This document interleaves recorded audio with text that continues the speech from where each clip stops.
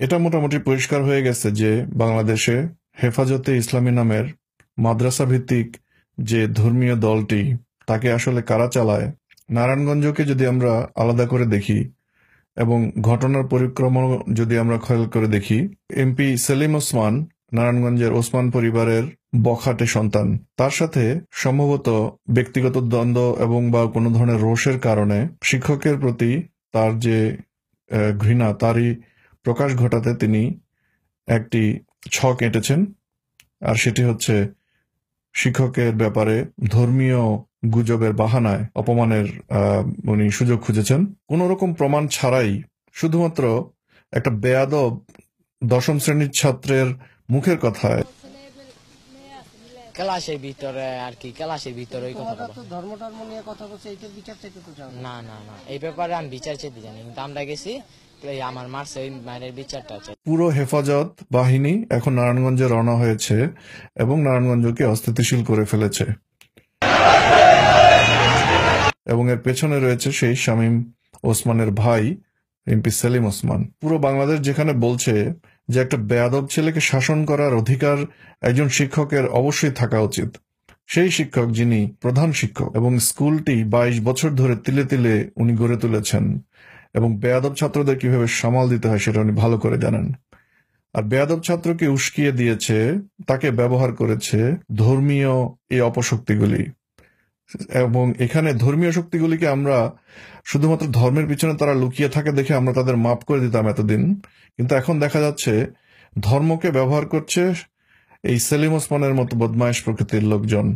আমি সেলিম ওসমান সাহেবের এই পদক্ষেপের পক্ষে এবং সেলিম ওসমান সাহেবের এই কাজ অত্যন্ত প্রশংসনীয় মনে করতেছি এবং সেলিম ওসমান সাহেবের এই কাজ অত্যন্ত প্রশংসনীয় মনে করতেছি। কমিটি নমুনা বা প্রমাণ খুঁজে পায়নি, সেই প্রধান শিক্ষককে স্বপদে পুনর্বহাল করা হয়েছে, এমনকি সেই পরিচালনা পর্ষদ পর্যন্ত সরকার ভেঙে দিয়েছে। সেখানে ছাগলের 3 নম্বর বাচ্চার মতো এমপি সেলিম ওসমান লাফাচ্ছে এবং হেফাজতকে ডেকে এনেছে।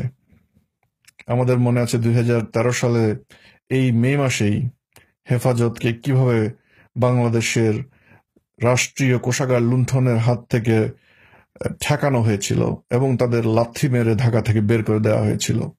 সেই সৌদি বদমাইশির যে আখড়া মাদ্রাসাগুলিতে যে জঙ্গিবাদের চর্চা হয় পড়াশোনার নামে বা ধর্মীয় কিতাব চর্চার নামে, তারা সেখানে জঙ্গিবাদের চর্চা করে এবং সেই জঙ্গিবাদকে ব্যবহার করে এই সেলিম ওসমানের মতন বদমাইশ কিছু রাজনীতিক।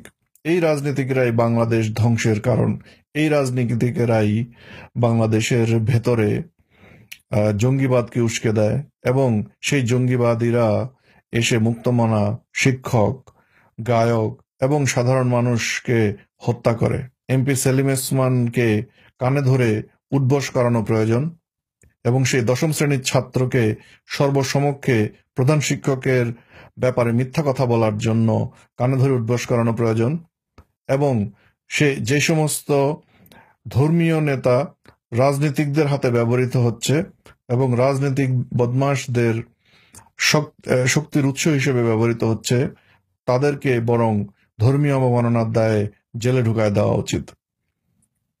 আর ধর্মীয় অবমাননা যে বিষয়টি নিয়ে আমরা এতদিন ধরে কথা বলে আসছি, সেই উদ্ভট ধর্মানুভূতি বিষয়টিকেই বাংলাদেশ থেকে সম্পূর্ণ বিলোপ করে দেওয়া উচিত। এই নারায়ণগঞ্জ কাণ্ড থেকে মোটামুটি পরিষ্কার ধর্মানুভূতি আসলে সাধারণ মানুষের কোনো বিষয় নয়, পুরোপুরি একটি রাজনৈতিক অস্ত্র ব্যবহার করে থাকে এই এমপি সেলিম ওসমানের মতন বদমাইশ কিছু লোক। আমরা বাংলাদেশের সাধারণ মানুষ, আমরা চাই না সাধারণ মানুষের ধর্ম এভাবে করে রাজনীতিতে অপব্যবহৃত হোক। হেফাজত তার মাদ্রাসাতে ফেরত চলে যাক, সেখানে গিয়ে তারা ধর্মচর্চা করুক, সেখানে গিয়ে তারা সঠিক কারিকুলাম অনুযায়ী ছাত্রদের সমাজের জন্য যুগোপযোগী করে তারা পড়াশোনা করুক। সৌদি আরব বর্তমানে ধ্বংসের মুখে চলে যাচ্ছে, কাজেই সৌদি আরবের লেজুর বৃত্তি করার জন্য বাংলাদেশে এই জামাতের এবং এই হেফাজতের আর দিন নেই, দিন ফুরিয়ে এসেছে। সাবধান হয়ে যান এবং নারায়ণগঞ্জকে শান্তিমতো থাকতে দিন, সঠিকভাবে পড়াশোনার সুযোগ সৃষ্টি করে দিন, পড়াশোনার কোনো ব্যাঘাত ঘটাবেন না, কারণ বাংলাদেশ একটি আধুনিক রাষ্ট্র হিসেবে প্রতিষ্ঠিত হতে চাচ্ছে। শুধুমাত্র এইসব সৌদি বদমাশদের কারণে বাংলাদেশ বারবার পিছিয়ে যাচ্ছে। ধন্যবাদ। লন্ডন থেকে আরিফুর রহমান।